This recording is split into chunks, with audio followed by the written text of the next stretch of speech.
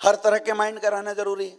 इस धरती पे मजदूरों का भी रहना जरूरी है, इस धरती पे अमीरों का भी रहना जरूरी है, डॉक्टर्स भी होने जरूरी है, इंजीनियर्स भी होने जरूरी है, नॉर्मल लोग भी होने जरूरी है, नहीं तो धरती इम्बैलेंस हो जाएगा। है या ना? धरती इम्बैलेंस हो जाएगा। रहना सबका जरूरी है, लेकिन यह बात मेरे दोस्त आज यहाँ इस हॉल में बैठ के आपको डिसाइड करना पड़ेगा कि आप किस कैटेगरी में रहना चाहते हैं। ऐसा नहीं है कि आपके न रहने से वो कैटेगरी खाली हो जाएगी। परमात्मा दो चार को उठा के टपका देगा उस कैटेगरी में अपने आप। लेकिन आज इस हॉल में बैठ के आप सबको डिसाइड करना है कि आपका दिमाग अभी तक कैसा सोचता था मुझे नहीं पता, लेकिन ये बात आपको डिसाइड करना पड़ेगा। अगर इस इंडस्ट्री में सक्सेसफुल होना है तो अपने माइंड को इमोशनल और विजनरी माइंड बनाना पड़ेगा मेरे दोस्त।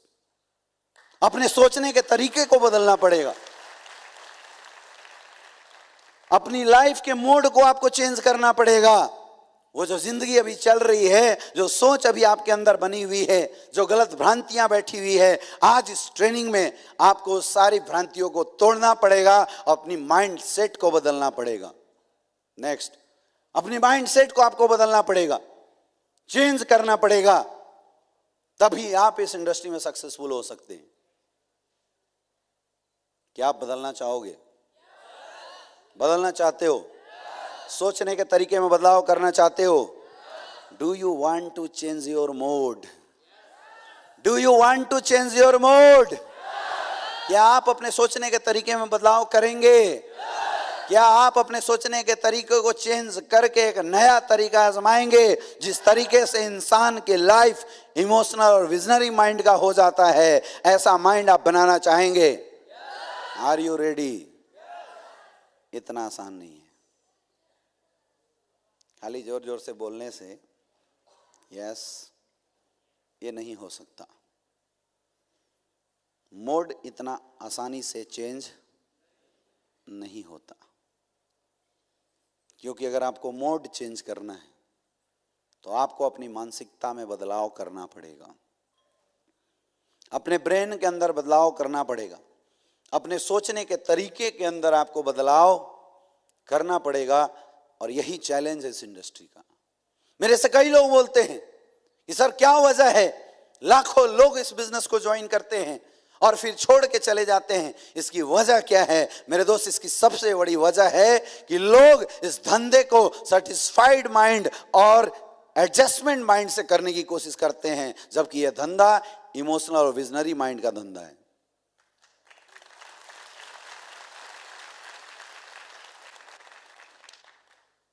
एक कहावत आपने सुना, अंधे के हाथ बटेर। क्या मतलब है इसका? सुना है ना? बंदर के हाथ में नारियल, ऐसी कहावत सुना है ना? क्या मतलब है इसका? ना है क्या? ना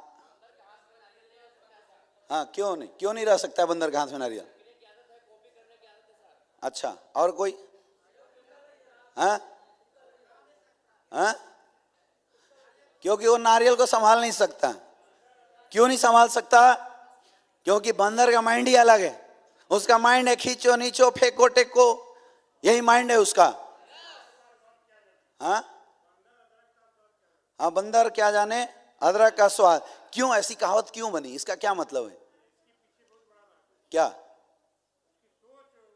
उसकी सोच उस प्रकार की, इसीलिए नारियल दे भी दोगे तो उसके हाथ में नारियल टिकेगा नहीं। समझ में आ रही है बात?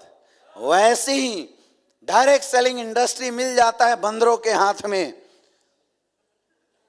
वो टिका ही नहीं पाते इसको, वो तुरंत उठा पटक मारना शुरू कर देते हैं। मेरे दोस्त, अगर आपका भी माइंड वैसा है, जब तक आप उस माइंड को नहीं बदलेंगे तब तक आपके हाथ में नेटवर्किंग का नारियल नहीं रहने वाला।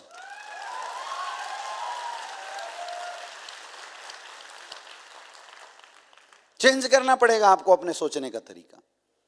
मैक्सिमम लोगों की फेल होने की वजह ही है यहां से, मैक्सिमम लोगों की काम ना कर पाने की वजह ही है मानसिकता में बदलाव ना कर पाना। लेकिन हम अपनी मानसिकता से लाचार हैं, वो मानसिकता सुधार नहीं पाते। यही वजह है मेरे दोस्त, आप शुरुआत तो करते हो लेकिन टिक के सक्सेसफुल नहीं हो पाते। प्रॉब्लम कहां है? इसका ट्रीटमेंट करना पड़ेगा।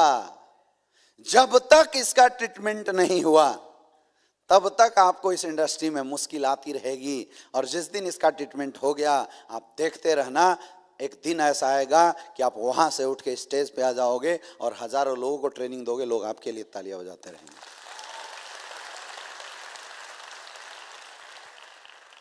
यही है चैलेंज, यही है चैलेंज इस इंडस्ट्री का। और मैं बोलूं तो सबसे बड़ा चैलेंज यही है। हमें बंदर की जो नेचर हमारी है ना, माइंड, उस माइंड को इंसान के माइंड में लाना पड़ेगा। अपने सोचने के तरीके के अंदर बदलाव करना पड़ेगा। जरूरी नहीं है कि आज जैसा आप सोचते हैं वो सही हो।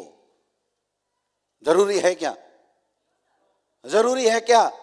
यहां तो मैक्सिमम लोग ऐसे हैं जो कान के कच्चे हैं, जिनको चार बात लोग अगर कोई निगेटिव बोल दे तो अच्छी चीज को निगेटिव मान लेंगे, और गलत चीज को भी चार लोग अगर अच्छा बोल दे तो गलत चीज को भी अच्छा मान लेते हैं।